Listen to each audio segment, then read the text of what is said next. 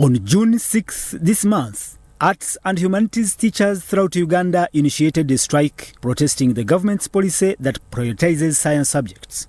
Their discontent stems from the government's 2022 decision to implement a substantial 300% pay increase for science teachers, a move driven by a broader science-led development agenda that has subsequently created a divide within the education sector. As the arts teachers' strike enters its third week, students specializing in arts and humanities are concerned about the potential negative impact on their end of their results. But parents and school administrators also share similar anxieties regarding the government's inability to resolve the ongoing dispute. What is at stake, and how best can it be addressed? This is the Limelight. Well, good evening and welcome to the program. This is the Limelight. My name is Prince Apollo, and speaking of the arts teachers' strike, we need to address ourselves to the cost of this strike, especially on the side of the learners. And to do this, I have to connect with Mr. Mark Katerega. And Mark Katerega is an educationist, but also a professional head teacher. Welcome to the program, Mark. Thank you so much, Prince Apollo, for having me today. And I want to say greetings to the viewers of the mighty Salt TV. Thank you for watching us tonight. I hope that we have a very fruitful discussion pertaining this strike and the way forward. Thank you. Mark, let's talk about what the learners may have lost in these 2 weeks of this strike. As a headmaster, a head teacher, from your experience, what do you think, or how much these learners may have lost during this time of the strike? Once again, thank you so much, Prince Apollo. Dear viewers, my name is Katerega Mark. I am the head teacher of St. Julian High School, A-level campus in Gayaza, also a professional teacher of entrepreneurship and CRE. Surprising, those are art subjects. Those are art subjects. And if I was a government teacher, I don't know whether I would also be on strike, but I teach entrepreneurship and CRE. Speaking of the costs, the consequences that have come with the teachers' strike that started, I think, 2 weeks ago, around the 6th June, it has far-reaching implications, not only to the students, but to the country at large. Number one, viewers must note that the term has just started. Second term has just started. We are just approaching the mid of third term. Remember, the students don't report at the same time. There are those that have to struggle with certain aspects of life before they can come to school. So you can find that by the time of the strike, there are those that would have spent in school around 1 week, 2 weeks. So it has far-reaching implications. But I want to classify, because the implications are not the same across all learners. Remember that we are still running 2 curriculums. We have the old curriculum and then the new curriculum that has now gone up to senior 5. Now, to look at the senior 1s and 2s and maybe 3s. That's lower secondary. That is lower secondary. There are so many things embedded in their kind of education. These students, alongside attending classes, alongside attending lessons in class, there are so many things they have to do outside the curriculum that would not be effective with the absence of the arts teachers. For example, first with the coverage of syllabus. These people run different topics or units that a week one has to cover this and this and this. In 2 weeks, one must have covered this amount of work. However, with a strike, they have lost a great deal of work. This means that work that must be covered for 2 weeks will now be covered. 1 week will now be covered. They will need half a week to cover work that must have been covered in 1 week if the strike continues. If it continues for a month, it means they will have a shortfall of 1 full month to cover work that was supposed to be covered during the strike. So it is endangering the education system of the learners because they are not getting what they are supposed to do, to get. These learners do what they call activities of integration. That after a given unit, after studying a given unit, they must do an activity of integration, which has an implication on their final results at UNEB. Okay. So you find that now, so far, if it is 3 weeks, they have not done 3 activities of integration, which will have an impact on their final result at UNEB. These students have to do projects. Okay. These projects are not a 1-day thing, 2 days thing, or 1 week thing. It must be done throughout that term. It means these students have not done their project work for the last 2 to 3 weeks, something that will endanger their results at UNEB. Remember, the results will show there is a grade for project work. And this has an impact on what the child must do at A level, has an impact on what skill this child must have at the end of that day. There are certain children who do baking, there are some children who do tailoring, there are some children who do poetry, there are some who are involved in construction things, you know, how they make pavers. Do those projects require learners to have teachers to guide them, or maybe they do require, just because there are no teachers in class, they may be working on these projects during this period, of the strike? The children do not do the projects on their own. The new curriculum is stated by teacher guided. That whatever the child is doing, he must be guided by the teacher. Now, the projects that fall under the category of arts, it means that now they are not being done, which will have an impact on the final result. That is for lower second. For senior 4, it is really absurd that this strike is happening. They used to tell us that arts subjects are about impression. In fact, when we used to write essays of history, I don't know whether you did history. I did. Before teacher would start marking, he would first weigh the volume of work. The volume of work. How much have you covered? Yes, how much have you written? And then this one will either bias him negatively or positively. Now, in this particular case, for subjects like CRE, history, geography, all those art subjects, these students are not having adequate preparation for mocks. And remember, mocks are supposed to be a replica. In which month are they doing mocks? It depends on the school setting, but for government schools, it is normally June, July. We are actually in the actual period of mocks. June, July, August. It depends on the school setting still on how many mock bodies they do.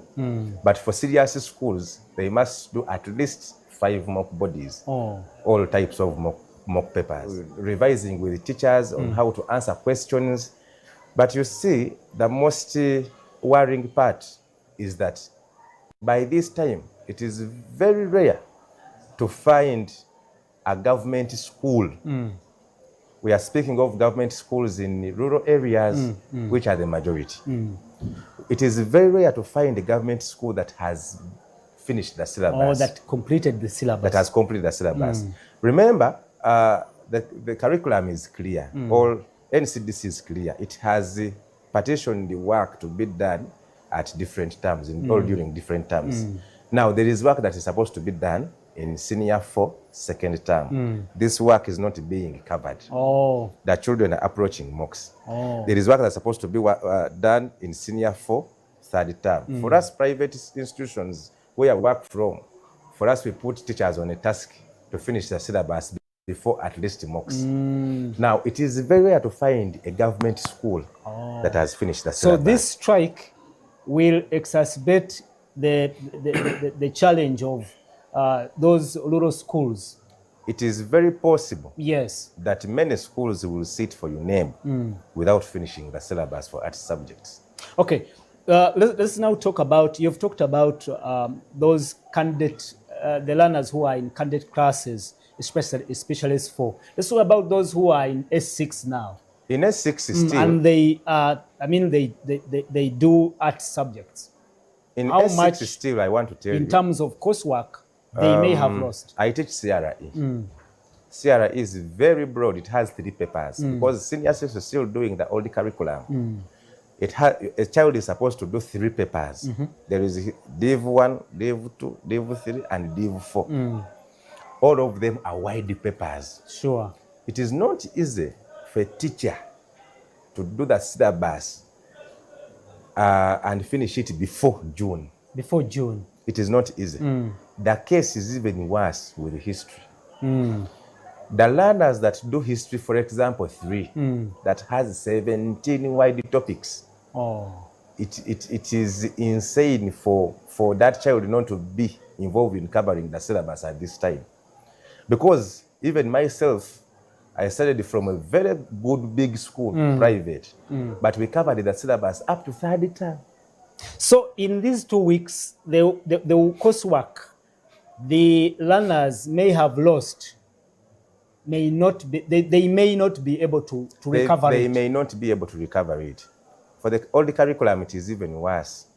Remember, I have just mentioned that the children have just left home for school. They are just fresh from the holiday. Now, there is a saying I always tell my learners that when you rest, you rust. The children have rested for a full month. They are now extending the rest. The 21st century students do not have wisdom. Very few have wisdom to do work on their own. For us, sometimes they would be given work, and then we study. We do self-study. You do research. We do research. We do self-study. We discuss. We read. It is very rare for the kids we have today. Child of these days do self-study to teach himself. It is very rare. These children need teachers in class. The impact and the effects of this strike are very, very, they are far-reaching. Have far-reaching consequences. Far-reaching consequences, which I think have to be worked on as soon as possible. Okay. I was still elaborating on the issue of senior 6s. The syllabus is not yet completed. I want to tell you that's one thing for sure. In many, 99% of the government schools do not complete the syllabus. They don't complete. Now, with the strike coming to play, it is going to be worse. Because we are looking at government schools where teachers are, first of all, disgruntled for so many factors, which maybe we shall discuss later in the interview. But I want to tell you, first of all, even when they are at work, many of them do not do what they are supposed to do. Many of them are disgruntled. Many of them have different problems. Now, are you talking about arts and humanities teachers? Arts only. That's why they are striking.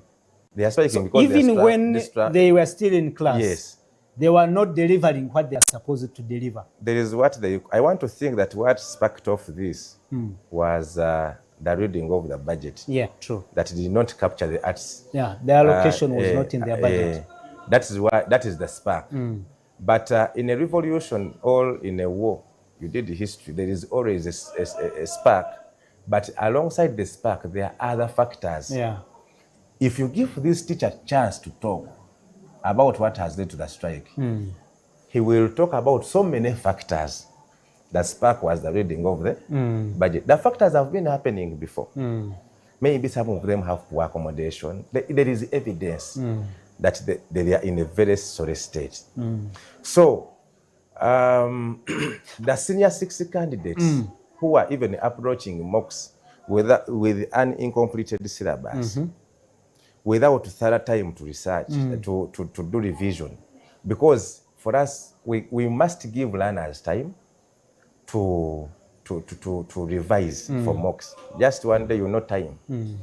Every second counts. Every time a child is in class being attended to by a teacher counts. You never know. It is that time the child has missed that was going to make him get an A in history. that was going to make him turn an O into an E. Oh. So every second counts. So in the first place, I want to tell viewers that this strike was not supposed to happen. If there were avenues of preventing it from happening, Now that it is still going then it on, must have been stopped. Now that it is going on, you have asked a question that in my view, how long must it or should it take? yes, if it is to be resolved, At what time must it end? I want to say it must to limit end. the damage. It should end as soon as possible. And as soon as possible may mean even now. Yeah, true. That if there is an avenue, let all stakeholders come on the table. It must be dialogue. We have seen dialogues happen in different sectors of the country. The other time I saw when there was this unpopular taxing system called the IFRIS. There was a dialogue, several dialogues between different stakeholders. And even the head of state. And even the head of state had to come and intervene. Ideas were spoken out and resolutions were made. True. And at least it was put on at a hold. Let there be dialogue. Okay. Let there be dialogues between different stakeholders to have this solved as soon as possible. Mr. Katega, let's talk about the grievances of these arts teachers. Good that you are an arts teacher. Yes. They say, the arts teachers who are on strike say that they have the same workload as science teachers. Is it true? Or maybe your workload, the work that you deliver is a bit, is not so much as the science teachers. Are they right? Thank you so much. It is, to some extent, I want to begin answering that question. Yeah, because that's the basis from where they are saying they should also be given an equal pay. To some extent, if I was a government teacher teaching in a government school, I think I would also participate in a strike. You should be on strike. Yes, because if you look at what the government puts on the table for the arts teachers and compare it to what it puts on the table for the science teachers, then you will see that there is discrimination that has been done by the government in terms of remuneration of these teachers. One thing, they are facts. They are facts that you know very well even as Apple. That the cost of living of an arts teacher is the same as the cost of living of a science teacher. That if I buy salt, if I say a bowl of soap is at 4,000, I will not go to the shop and someone arts teacher sell it to me at 3,000. Yeah, true. The cost of living is the same. Yeah, true. Also, there is another fact that the arts subjects are also as important as the science subjects.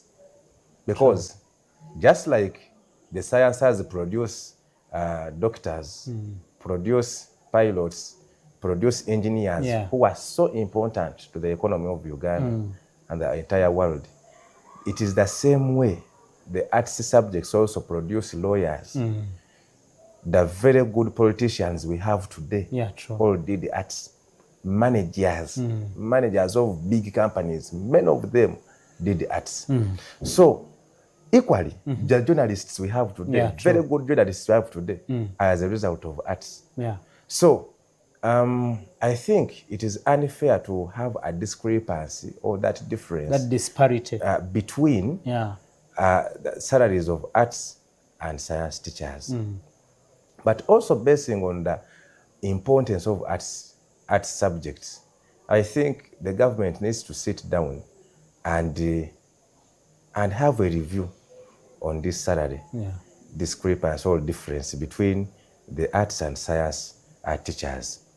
Also, the viewers must note that we have so many people in this world that have built the world, that have built this nation. I am told even the head of state himself did the arts. Okay, how would we have such a visionary head of state if he did not do arts? Maybe if he did, he did a subject that is not maybe history, literature, then you would not have such a wonderful My time is running out. I only have less than a minute.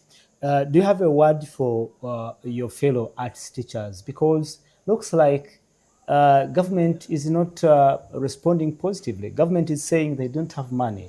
And the kids are missing, like you say, the learners are missing out on important, coursework. Anything you can say to our fellow teachers? What I may say to them is to have hope. That is the only statement I can give the arts teachers. However, the other stakeholders, the teachers union, the government, the Ministry of Education, the parents, let the parents also be on board. Let this issue be solved as soon as possible. Let there be a dialogue. And once teachers are called for dialogue, I beg that let them come. But I think them find the middle ground. Moving forward, a strike has never been the best option. Yeah, true. But they also have their reasons as to why they are doing so. But I want to beseech all stakeholders to come on board and push for a dialogue to have this, because let us know that we are endangering the future of our learners. Thank you so much, especially Mark. the candidates. Thank you so much for your time. Thank you so much, sir. Thank you so much, our viewers. And we've been speaking to Mr. Mark Katerega. And Mr. Katerega is an educationist, but also the head teacher for St. Juliana High School, Gayaza, the higher A-level campus. Also, I'm the 21st century head teacher. You always forget that. Thank you for that. Good. Our viewers, that's it. And that is the cost of the strike that is now going into the third week. That is how it is affecting the learners, and that is what is at stake if the issue is not resolved soon. My name is Prince Apollo. Let's catch up again next Friday in another edition